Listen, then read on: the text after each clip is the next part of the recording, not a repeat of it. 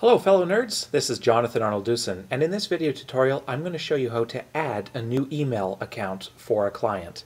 Now this only works for clients that have shared email hosting with Nerds on Site.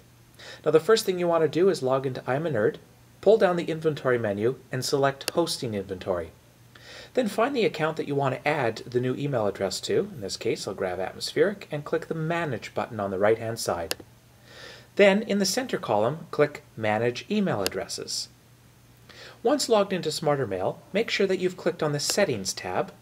Make sure that you're under Domain Settings and click Users.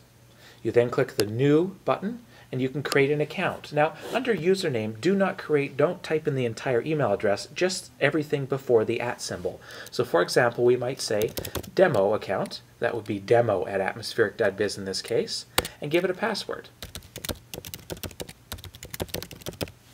Once you've done that, you can do a few other things like set the reply to email address, which will be done by default if you leave it blank, set the time zone, and you can click Save.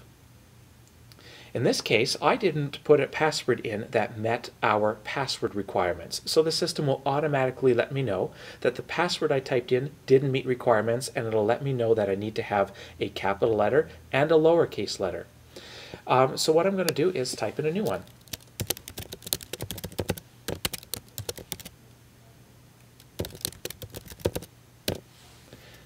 And now I'm going to try save it again, and this time all is well. And that's all there's to add a new email address to your shared hosting client's account. Thanks so much for watching.